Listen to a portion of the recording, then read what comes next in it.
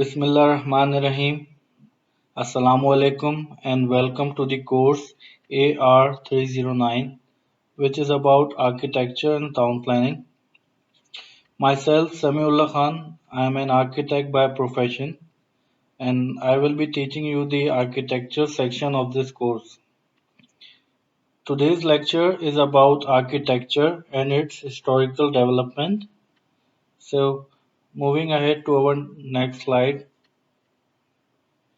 it is about introduction to architecture. Architecture को जानने से पहले उसकी हम डेफिनेशन को जानेंगे कि व्हाट इज आर्किटेक्चर। तो ये मैंने at the bottom of the slide मैंने कुछ दो डेफिनेशंस जो है मैंने पिक की हैं, यहाँ पे मैं इसको डिफाइन करूँगा।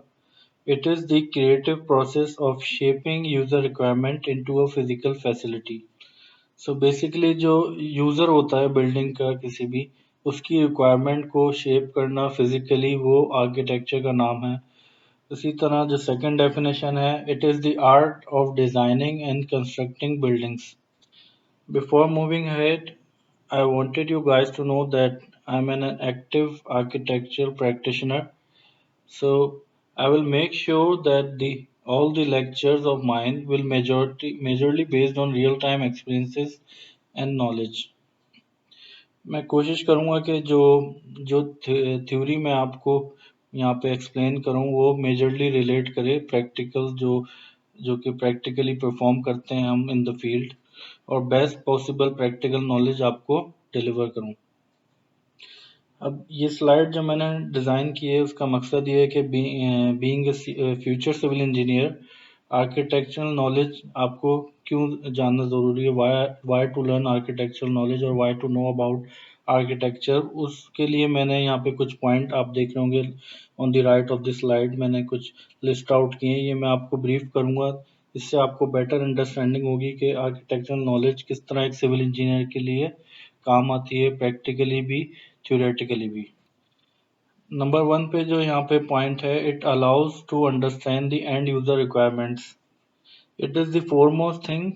जब भी हम बिल्डिंग को, किसी भी बिल्डिंग या हाउस या जो भी चीज बिल्डिंग टाइप है उसको डिज़ाइन करते हैं, तो सबसे पहले हम उसकी क्लाइंट की या यूज़र की रिक्वायरमेंट को समझते हैं कि what they need, like who will be the end user, how many persons will be using the facility or building, and for what purpose। ये थ्री बेसिक चीज़ें हैं जो आपको जाननी पड़ती हैं किसी भी बिल्डिंग को डिज़ाइन करने से पहले, prior to design any building.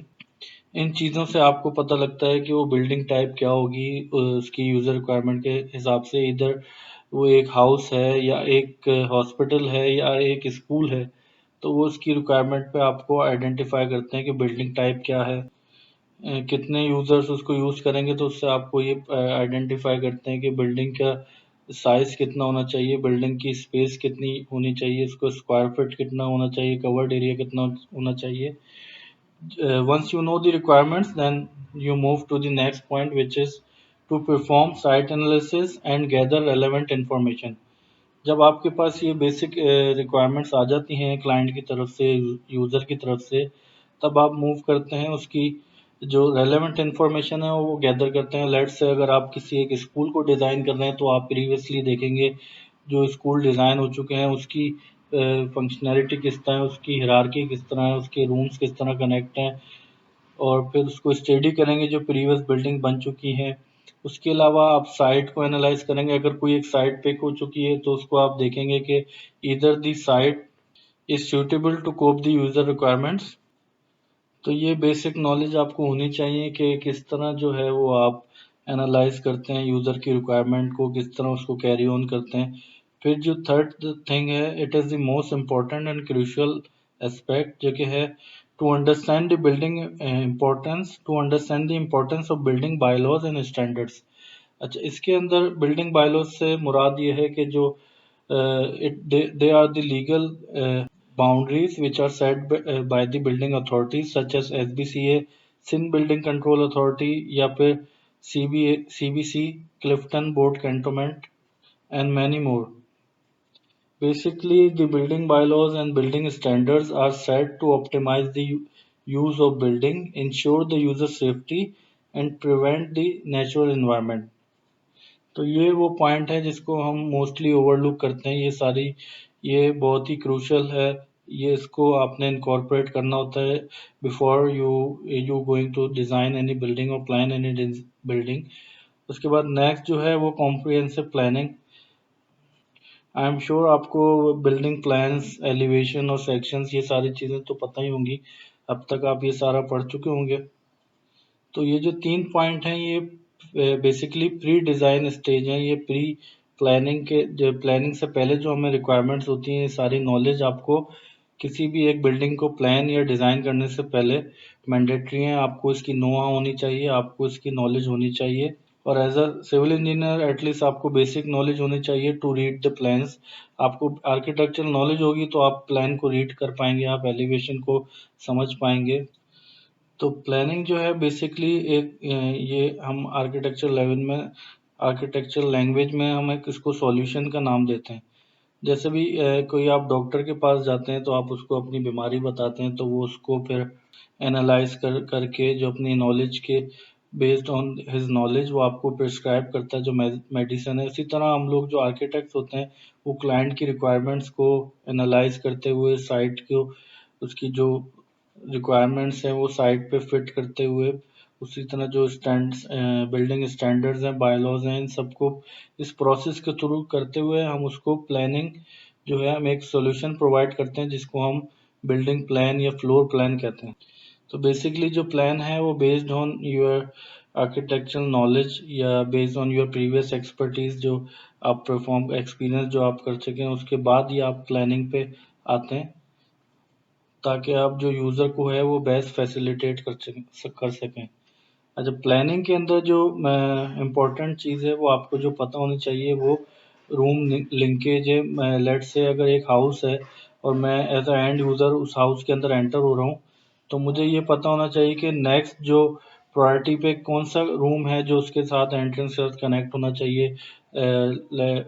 जैसे कि कोई ड्राइंग रूम हो या डाइनिंग रूम हो, फिर उससे किस तरह वो आगे पूरा पूरा स्टेज वाइज लिंक हो। तो ये जो रूम एलोकेशन है और ये जो पूरी कनेक्टिविटी है, इनको जानना और इनको पेपर पे एक स्केच फॉर्म में बनाना, तो ये इसका नाम प्लानिंग है। मतलब यूज़र की रिक्वायरमेंट को पेपर पे शेप देना, उसका नाम प्लानिंग है। इसी तरह जो सिविल इंजीनियर हैं वो इस पेपर को एग्जीक्यूट कर होते हैं into a physical form, physical existence. इसी तरह यहाँ पे जो लास्ट पॉइंट मैंने यहाँ पे मेंशन किया है वो है to make the building attractive. तो जब हम प्लान कर रहे होते हैं, प्लानिंग के साथ साथ हमें ये मेक श्योर करना होता है या फिर इसको ये जहन में रखना होता है कि वो किस तरह एलिवेशन उसकी किस तरह वो एलिवेट होगा। प्लान किस तरह एक बिल्डिंग की शक्ल में वर्टिकली उसको लिफ्ट करेंगे, कौन से मासेस जो हैं वो आगे फ्रंट पे उसको ऑफ साइड रखेंगे, किस तरह के उसको पंच ऑफ करेंगे, पंच इन करेंगे। तो ये सारी चीज़ें जो हैं हमें इन द प्लानिंग प्रोसेस ये हम सारी इसको मद्देनज़र रखते हैं। बेस्ट आर्किटेक्चरल एग्जांपल ये है कि जो प्लान उसका वो भी फुली फंक्शनल हो, जो यूज़र रिक्वायरमेंट पे बेस्ट फिट होता हो, उसके साथ साथ जो है वो बिल्डिंग अपीयरेंस वाइज अट्रैक्टिव भी होनी चाहिए। तो ये इसके अंदर जो इसका बैलेंस रखना बहुत ज़रूरी है, और बेस्ट आर्किटेक्चर एग्जांपल यही है जो best balance plan with elevation ये आपको जो एज अ एंड रिजल्ट सामने है। तो ये एक छोटा सा इंट्रोडक्शन था आर्किटेक्चर नॉलेज का। तो ये बेसिक नॉलेज आपको होनी चाहिए किस तरह प्लान बनता है, किस तरह एलिवेशन हो, किस तरह ये प्लानिंग प्रोसेस है, बिल्डिंग बायलॉज क्या कहते हैं। तो थोड़ी सी बेसिक अंडरस्टैंडिंग होनी चाहिए जो कि as a civil engineer practically आपको सपोर्ट करेंगी। Let's move on to our next slide. अच्छा, इस स्लाइड में आप लोग जानेंगे आर्किटेक्चरल प्लानिंग और डिज़ाइन प्रोसेस के बारे में। This slide is totally based on practical approaches. ये मैंने अपनी बेस्ट प्रैक्टिकल नॉलेज पे मैंने ये जो एक आप इधर पिक्चर देख रहे होंगे, ये मैंने खुद ही डेवलप की है। जो प्रैक्टिकल नॉलेज का जो अमलगमेशन है, किस तरह जो प्लानिंग प्रोसेस और डिज़ाइन प्रोसेस को हम कैरी आउट करते हैं प्रैक्टिकली, तो उसको थोड़ा सा मैं यहाँ पे डिफाइन करूँगा ताकि आपको बेस्ट अंडरस्टैंडिंग मिल जाए किस तरह आर्किटेक्चर प्लान और डिज़ाइन को प्रोसेस करते हैं हम लोग। In order to design an ideal building, the following aspects must not be overlooked. जिसमें नंबर वन पे है building type and selected site, जो हम पहले भी जिक्र कर चुके हैं। जब हम बिल्डिंग टाइप को आइडेंटिफाई करते हैं, आया कि वो एक स्कूल है, हॉस्पिटल है या घर है, फिर उसी की बेसिस पे हम लोग साइट को एनालाइज करते हैं कि इधर the site is suitable and sufficient, मतलब साइट जो है वो सपोर्ट करती है जो बिल्डिंग टाइप है उसको। दूसरी चीज़, जब हम site analysis site visit perform करते हैं तो हम ये देखते हैं कि जो नेबरहुड है सेलेक्टेड साइट का वो सपोर्ट करता है उस बिल्डिंग टाइप को कि नहीं। उसके अलावा जो लास्ट चीज़ हम देखते हैं, is the building easily accessible. मतलब अगर हम कोई यहाँ पे हॉस्पिटल प्लान कर रहे हैं तो हमें मेक श्योर करना होगा कि जो यहाँ पे ज़ाहिर बात है उसका एंड यूज़र पेशेंट होगा, तो पेशेंट की एक्सेसिबिलिटी है वो स्मूथ होनी चाहिए ताकि वो टाइम के अंदर अपनी मंजिल पे पहुँचे। दूसरी जो मेजर चीज़ है वो हम लोग एनालाइज यहाँ पे साइट विजिट के अंदर देख रहे होते हैं, वो होता है एग्जिस्टिंग इंफ्रास्ट्रक्चर। उसके अंदर जो हम एग्जिस्टिंग इलेक्ट्रिकल सोर्स देख रहे होते हैं कि आगे यहाँ पे इलेक्ट्रिसिटी पहुँच चुकी है, यहाँ पे वाटर लाइंस, प्लम्बिंग लाइंस और जो सीवरेज का जो लिंकेज है वो यहाँ पे कनेक्ट हुआ है, या गैस की लाइनिंग यहाँ पे पहले से मौजूद है कि नहीं। तो ये इसको हम एग्जिस्टिंग इंफ्रास्ट्रक्चर को आइडेंटिफाई करते हैं कि क्या कंडीशंस हैं यहाँ पे। क्योंकि एज अ सिविल इंजीनियर आपको पता होगा कि जब कंस्ट्रक्शन को एग्जीक्यूट कर रहे होते हैं तो ये चीज़ें हमें आगे सपोर्ट करती हैं, जैसे कि इलेक्ट्रिसिटी आपको चाहिए होती है, उसके साथ साथ आपको एक मैसिव वाटर सोर्स चाहिए होती है टू सपोर्ट द कंस्ट्रक्शन। तो ये आइडेंटिफाई करना बहुत ज़रूरी है कि एग्जिस्टिंग इंफ्रास्ट्रक्चर किस तरह है, उसके साथ साथ रोड नेटवर्क्स कैसे हैं उसकी। क्योंकि जो आप मटेरियल की जो आप लोग साइट पे लेके आते हैं तो उसकी एक्सेसिबिलिटी देखनी होती है कि जो कनेक्टिविटी है वो स्मूथ है। अगर कोई प्री फैब्रिकेटेड पैनल्स हैं वो यहाँ पे ला रहे हैं तो वो भी आपने देखना होता है कि रोड जो है वो वाइडर हैं, उस तरह इजीली एक्सेसिबल है। तो ये सारी चीज़ें कंस्ट्रक्शन एक्टिविटीज़ को सपोर्ट करती हैं, इसको प्री आइडेंटिफाई करना बहुत ज़रूरी है। उसी के साथ साथ जो नेक्स्ट सेकंड पॉइंट है वो है साइट ओरिएंटेशन। साइट ओरिएंटेशन यहाँ पे आप देख रहे होंगे मैंने यहाँ पे सोलर पाथ ड्रॉ किए हैं, जैसे कि ये समर सोलर पाथ है, उसी तरह विंटर सोलर पाथ भी है। तो ये थोड़े से डिफर करते हैं आपस में। तो इनकी जो considering their positioning, their pathways, we have to design the building in a way that it gets the maximum exposure to the sunlight. तो इस चीज़ का भी हमें ख्याल करना होता है कि जो बिल्डिंग है उसको मैक्सिमम सनलाइट मिले। उसी तरह जो विंड डायरेक्शन है उसके बिल्डिंग प्लेसमेंट को ऐसे रखनी होती है कि विंड डायरेक्शन को हम पॉजिटिवली यूटिलाइज करें। उसके बाद जो लास्ट थिंग है वो है किबला डायरेक्शन। अगर हम कोई कमर्शियल बिल्डिंग प्लान कर रहे हैं या कोई एक मॉस्क को हम यहाँ पे प्लान कर रहे हैं, डिज़ाइन कर रहे हैं, तो हमें ये देखना होगा कि किबला डायरेक्शन को अलाइन होने चाहिए, उसको फेस करना चाहिए।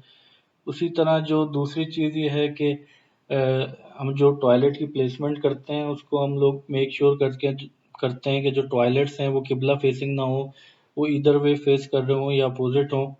तो ये सारी चीज़ें साइट ओरिएंटेशन के अंदर आती हैं। ये इन चीज़ों से आपको ये पता चलता है कि बिल्डिंग प्लेसमेंट किस तरह होनी चाहिए, बिल्डिंग की डिज़ाइनिंग किस तरह होनी चाहिए। थर्ड थर्ड पॉइंट जो है वो है बिल्डिंग फॉर्म एंड फंक्शन, जो कि मैं पहले भी डिस्कस कर चुका हूँ कि जो बेस्ट आर्किटेक्चर का आउटकम है वो बेस्ट एग्जांपल ये है कि वो फॉर्म और फंक्शन को बैलेंस करके चले। लेकिन मोस्ट केसेस में ये होता है कि कहीं कहीं केसेस में ये होता है कि जो बिल्डिंग का फंक्शन है वो प्रायोरिटाइज होता है, जैसे कि in case of hospital planning आपने जो है फंक्शनैलिटी को सुपीरियर रखना होता है। आपने चीज़ों को जो प्लान है उसको बेस्ट फंक्शनल बनाना होता है। हर कनेक्टिविटी को इंश्योर करना होता है कि हर डिपार्टमेंट इजीली एक्सेसिबल हो, कनेक्टेड हो। तो उसको हम उसके अंदर जो है फॉर्म को हम लेस प्रायोरिटाइज करते हैं। लेकिन जो हाउसेज हो गए या दूसरे कमर्शियल बिल्डिंग है उसके अंदर हम लोग जैसे प्रायोरिटी फॉर्म को देते हैं, उसकी एस्थेटिक्स को देते हैं, उसकी जो अपीयरेंस है उसको हम प्रायोरिटाइज करते हैं। तो बेसिकली डिपेंड करता है बिल्डिंग टाइप पे कि उसको फॉर्म को प्रायोरिटाइज करें या उसकी फंक्शनैलिटी को। अच्छा, लास्ट पॉइंट यहाँ पे है सब्सटेंशियल बिल्डिंग सर्विसेज।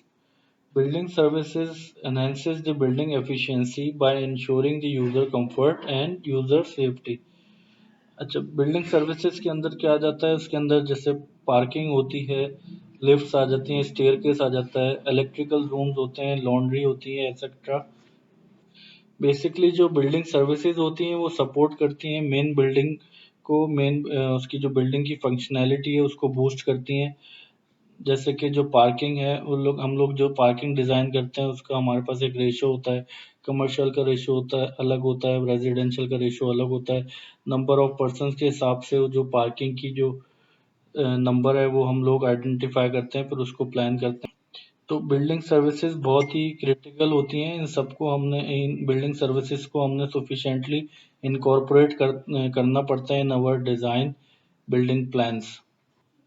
लेकिन यहाँ पाकिस्तान में हम इसको मेजरली तो नहीं कहूँगा, मोस्टली बहरहाल हम इसको ओवरलुक कर रहे होते हैं। बिल्डिंग सर्विसेज को हम लोग मिनिमाइज कर देते हैं और जो हमारा रेंटेबल एरिया है उसको मैक्सिमाइज करते हैं, ताकि जो सेलेबल एरिया है वो ज़्यादा हो, जो कमर्शियल बिल्डिंग्स हैं वो ज़्यादा अर्न करके दें। लेकिन हमें इक्वली उसको सफिशिएंटली बिल्डिंग सर्विसेज को बिल्डिंग में इनकॉर्पोरेट करना होता है, ताकि जो बिल्डिंग जो आउटकम है, जो आउटपुट है, वो मैक्सिमम हो सके।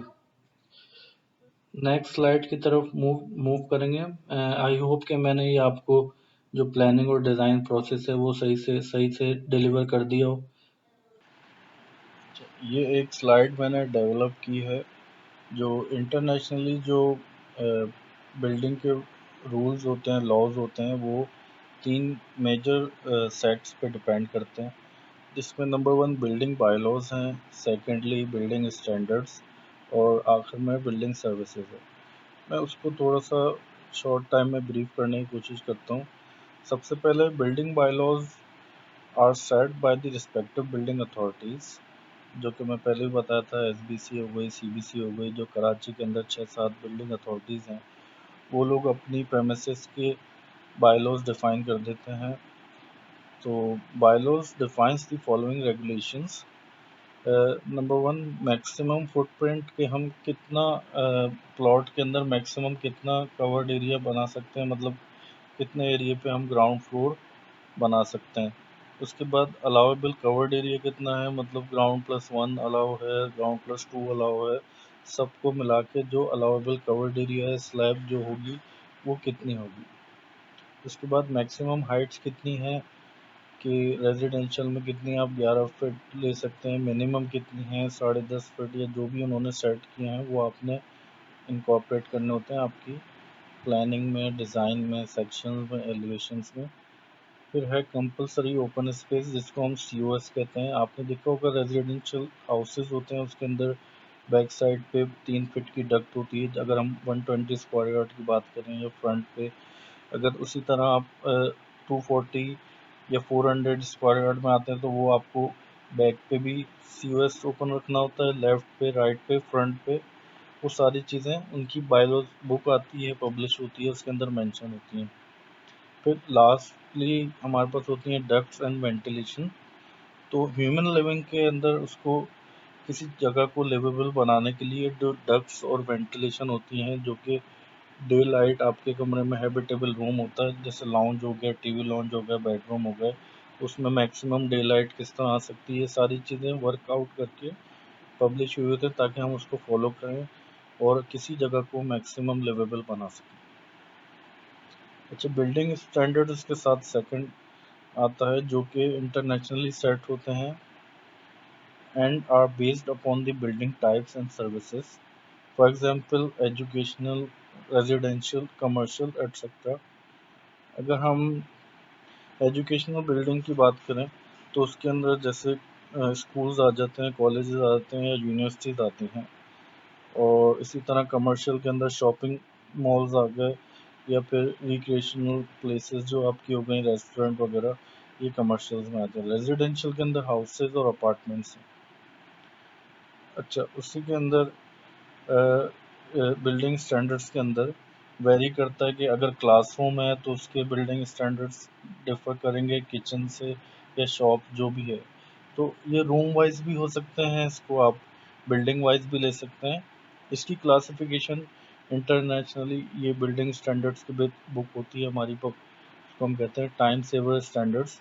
इसके टाइमली जो है एडिशन पब्लिश होते रहते हैं, साल में 2 साल में, फिर हम लोग वो उसको पढ़ के वी कीप ऑन अपडेटेड। तो standards were set for the building user is user safety and to enhance the functionality of a building.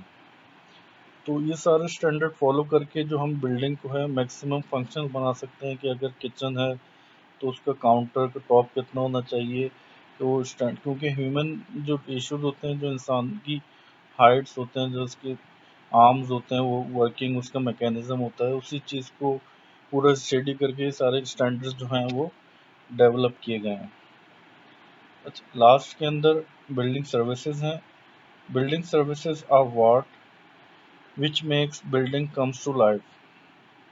Everything inside the building which makes it safe, functional, and comfortable are the building services. For example, parking, staircase, lifts, energy supply, water, drainage, plumbing, lighting, firefighting, etc. तो building services क्या होता है कि जैसे हम लोग visualise करते हैं, मतलब किचन के अंदर हम अगर सिंक देख रहे हैं या फिर मार्बल टॉप स्टोव वगैरह देख रहे हैं, तो वो हम लोग देख सकते हैं। लेकिन बहुत सारी चीज़ें होती हैं जो उसको मैकेनिकली पॉसिबल बनाते हैं, जो उसके सेवरेज हो गया, प्लम्बिंग पाइप्स हैं, जो कि हम देख नहीं सकते, लेकिन वो उसी तरह ज़रूरी है जिस तरह आपके फिक्चर्स हैं या फर्नीचर है। तो उसी को सपोर्ट करने के लिए सारी चीज़ें, बिल्डिंग को जो प्रोसेस है स्मूथ बनाने के लिए, ये building services it's very important. How architecture meet civil engineering. मैंने ज़रूरी समझा कि इस कोर्स को पढ़ाते हुए मैं आपको थोड़ा सा इसका लिंक डिफाइन करूं, किस तरह आर्किटेक्चर और सिविल इंजीनियर आपस में कनेक्टेड हैं। तो इसको थोड़ा सा डिस्क्राइब करने के लिए मैंने ये स्लाइड को डिज़ाइन किया है। So how does architecture links to civil engineering? The answer is very simple.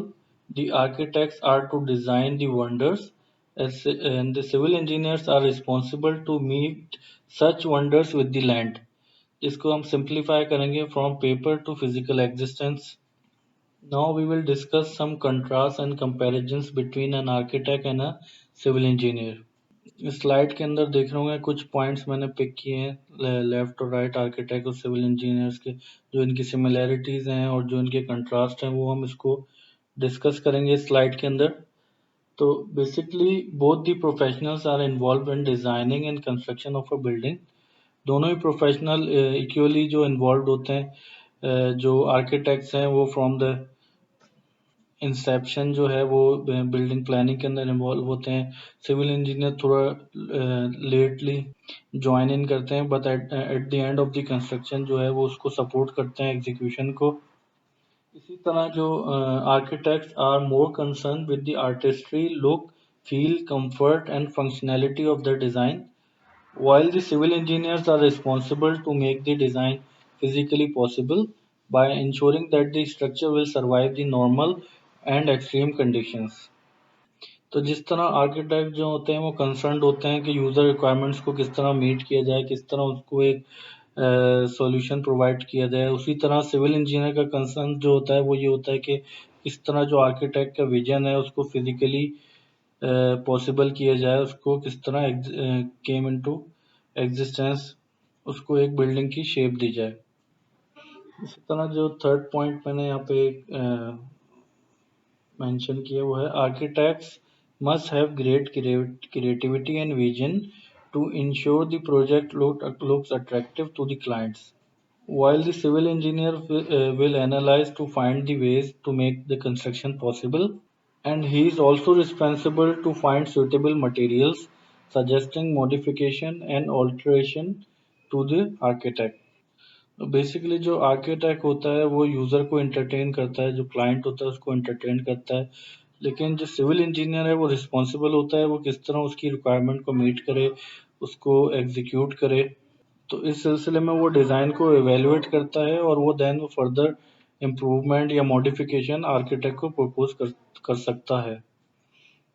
इसी तरह दोनों प्रोफेशनल जो हैं वो आपस में दोनों का काम जो है आपस में ओवरलैप होता है, लेकिन जो मेन पॉइंट ये है कि they must have a good relationship between these two professional, ताकि जो कंस्ट्रक्शन वर्क है उसको उसकी एग्जीक्यूशन को स्मूथ बनाया जा सके और उसको टाइमली डिलीवर किया जा सके। अच्छा, लास्ट पॉइंट यहाँ पे जो मैंने मेंशन किया है उसमें जो ये है कि जो आर्किटेक्ट्स है they spend more time in their offices, उसी तरह जो ऑन अदर हैंड जो सिविल इंजीनियर्स हैं they spend more time on site rather than office. जो आर्किटेक्ट्स हैं वो ज़्यादातर टाइम प्लानिंग और डिज़ाइनिंग अपने ऑफिस में गुजारते हैं टाइम, और जो सिविल इंजीनियर्स हैं वो उसको सुपरवाइज कर रहे होते हैं, उसको एग्जीक्यूशन को बूस्ट कर रहे होते हैं, उसको वो साइट पे उसको मेक श्योर कर रहे होते हैं और क्रॉस चेक कर रहे होते हैं। तो ये था इन दोनों का आपस में रिलेशन, जो कि जो कि दोनों के रोल आपस में अलग होते हैं, लेकिन कुछ लोग ये समझते हैं कि जो आर्किटेक्ट्स हैं वो सुपीरियर होते हैं और जो मतलब प्रोजेक्ट हेड होते हैं, लेकिन मैं ये समझता हूँ कि दोनों का रोल इक्वली, दोनों अपनी ड्यूटीज इक्वली परफॉर्म करते हैं, लेकिन आर्किटेक्ट्स क्योंकि इंसेप्शन से जो है वो क्लाइंट के साथ होते हैं, तो इसीलिए कुछ सुपीरियरिटी उनको हासिल होती है, otherwise they all are equal. Next slide की तरफ मूव करेंगे। History of architecture. In this section, you will come to know about the architectural evolution, history of architecture, what are the architectural styles, what are their unique identities, and much more about their development. आप लोग ये सोच रहे होंगे कि history को जानना क्यों ज़रूरी है, मतलब why architectural history is important. तो सबसे पहले मैं इस सवाल को एड्रेस करूँगा। It is because studying history enables us to develop better understanding of the world in which we live in. Before time, there have been many wonders created or constructed, and many civilizations have lived on this earth. But their architectural identities are immortal, and we have been learning and adopting from their good and beneficial cultures. तो basic idea ये है कि लोग रह के चले गए, लेकिन जो उनकी रिमेन्स हैं, जो उनके जो आर्किटेक्चरल आइडेंटिटीज़ हैं, वो किस तरह हमने अडॉप्ट किया और किस तरह उसको ट्रांसफॉर्म किया, उसको किस तरह अपडेट करते हुए हम लोग अभी भी अपने आर्किटेक्चर में कुछ एलिमेंट्स ऐसे हैं जो यूज़ करते हैं। तो उसके लिए हमें उनकी हिस्ट्री जानना ज़रूरी है। एक ये मैंने चार्ट डाउन किए, लेफ्ट पे आप दो पिक्चर देख रहे होंगे जिसमें ह्यूमन एवोल्यूशन है पैरेलल टू आर्किटेक्चरल एवोल्यूशन। तो यहाँ पे थोड़ा सा मैं इसको डिस्क्राइब करूँगा।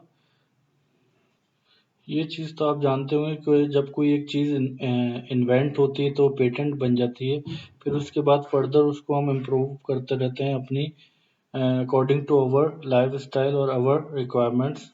जैसे कि सबसे पहले टेलीफोन इन्वेंट हुआ, उसके बाद उसको इम्प्रूव होते होते वो सेल फोन हुआ, मोबाइल फ़ोन हुआ, उसके बाद हम जो कि आज हम स्मार्टफोन आप यूज़ करते हैं। तो ये उसकी एक एवोल्यूशन है। उसी तरह आर्किटेक्चर की एवोल्यूशन आर्किटेक्चर की एवोल्यूशन भी हमसे लिंक्ड है। It is us, the humans, that have driven the change by inventing new things and keep looking for further improvements. तो ये हम ही लोग हैं जिन्होंने आगे एवोल्यूशन को कैरी किया। जिस तरह हम लोग इवॉल्व हुए, उसी तरह हमने अपनी आसपास की चीज़ों को इवॉल्व किया या इम्प्रूव किया according to our comfort level और लाइफ स्टाइल्स। ये तो आपको पता ही होगा कि जो इंसान का लाइफ स्टाइल है वो उसके खाने के, पहनने के और रहने के अंदाज से जज किया जाता है। तो इसी तरह जिस तरह हमारा लाइफ स्टाइल अपग्रेड होता गया, उसी तरह हम अपना आर्किटेक्चर को भी अपग्रेड करते चले गए। ये लेफ्ट पे आप देख रहे होंगे, मैंने एक छोटा सा चार्ट डेवलप किया है जो कि एवोल्यूशन को दिखा रहा है। स्टोन एज से किस तरह हम bricks and use of bricks and mud आए, उसके बाद उसी तरह वो फर्दर इवॉल्व होते होते जो मॉडर्न आर्किटेक्चर लास्ट में है उसमें हम use of glass and steel structure बहुत ही लाइट वेट करते गए, एफिशिएंट करते गए, बिल्डिंग को इम्प्रूव करते गए। तो ये एक स्लाइड थी, इसका बेसिक मकसद ये था कि इम्पोर्टेंस हिस्ट्री की क्या इम्पोर्टेंस है, उसको जानना किस लिए हमारे लिए बेनिफिशियल है। उसके साथ साथ it has been recorded that the most of the time most of our time is spent indoors.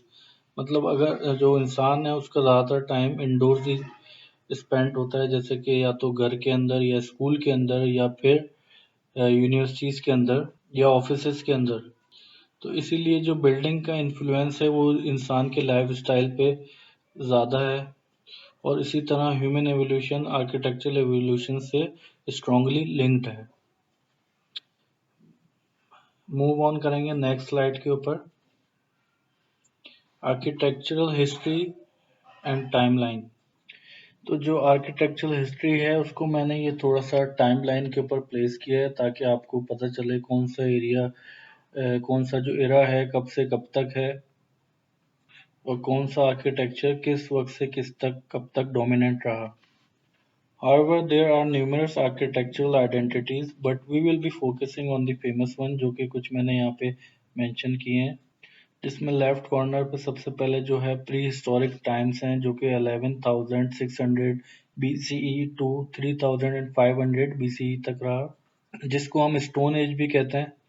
उसके बाद नेक्स्ट जो है वो है इजिप्शियन आर्किटेक्चर, जो कि 3050 BCE टू 900 BCE तक रहा, जो कि ऑलमोस्ट 2150 ईयर्स है, जो कि एक बहुत ही काफ़ी बड़ा टाइम है। अच्छा, यहाँ पे मैंने टाइमलाइन को स्प्लिट किया है BCE एंड एनो डोमिनी, जो कि आपको पता ही होगा, जिसको मैंने यहाँ पे उसको मेंशन भी किया है, बिफोर द कॉमन एरिया और या फिर बिफोर क्राइस्ट जिसको हम कहते हैं। और राइट साइड पे जो एडी है वो एनो डोमिनी है। इजिप्शियन के बाद जो नेक्स्ट डोमिनेंट आर्किटेक्चर था, जिसकी आर्किटेक्चरल जो एलिमेंट्स थे उन्होंने फेम हासिल किया, वो था एशियाटिक आर्किटेक्चर, जो कि 3000 BCE टू 330 BCE तक रहा, जो कि बनते हैं ऑलमोस्ट 2670 ईयर्स। उसके बाद नेक्स्ट जो है वो ग्रीक एरा था, ग्रीक आर्किटेक्चर था, जो कि 1000 BCE टू 146 BCE तक रहा, जो कि ऑलमोस्ट 854 ईयर्स है। उसके बाद नेक्स्ट जो बहुत ही एक बड़ा टेन्योर था वो था रोमन आर्किटेक्चर का, जो कि उन्होंने अपने एरा में बहुत ही डोमिनेंस हासिल करी, जो कि 800 BCE टू 1200 AD तक रहा, जो कि 2000 ईयर्स बनता है ऑलमोस्ट। इसी के साथ साथ बाइजेंटाइन आर्किटेक्चर था, जो कि 527 टू 565 एडी तक था, जो कि 38 ईयर्स है। क्योंकि ये रोमन रूल के अंदर था तो हम इसको इसी के साथ मर्ज कर देंगे, लेकिन चुनाचा इसके जो कुछ आर्किटेक्चरल फीचर्स और एलिमेंट थे जो डिफर करते थे, वो हम उसको सेपरेटली डिस्कस कर लेंगे, जिससे इसी वजह से इसको फेम हासिल हुआ। उसके बाद जो हमारे पास आता है टाइमलाइन पे वो है गॉथिक आर्किटेक्चर, जो कि 1100 एडी से 1550 एडी तक रहा, जो कि बनते हैं 450 ईयर्स। और लास्टली जो जिसको फेम हासिल था, जो कि डोमिनेंस रही, वो थी इस्लामिक आर्किटेक्चर की, जिसको हम मुस्लिम आर्किटेक्चर भी कहते हैं, जो कि स्टार्ट हुआ 622 एडी, जब हमारे नबी पाक सल्लल्लाहु अलैहि वसल्लम ने मदीना के अंदर अपना घर और मस्जिद तामीर करी। तो हम इसी को उसकी स्टार्टिंग डेट लेते हैं, जो कि एंड हुआ 1800 एडी, जो हमारे लास्ट मुगल एम्परर थे। तो 1700 के बाद इसकी डोमिनेंस जो है वो ख़त्म होनी शुरू होती गई। जो तो बेसिकली हम इसको एक्सटेंड करके 1800 काउंट करते हैं, जो कि ये बनता है तकरीबन 1178 ईयर्स। तो ये थी एक आर्किटेक्चरल हिस्ट्री टाइमलाइन, जिसको हम इन डिटेल नेक्स्ट लेक्चर में स्टडी करेंगे। अच्छा, thank you so much for listening. Next lecture will be about historical architectural development, जिसको हम इन डिटेल स्टडी करेंगे, किस तरह जो डेवलपमेंट थी वो कैरी आउट की उन्होंने, किस तरह उन्होंने अपना लिविंग को सरवाइव किया, किस तरह उन्होंने अपना लाइफ स्टाइल या कल्चर डेवलप किया।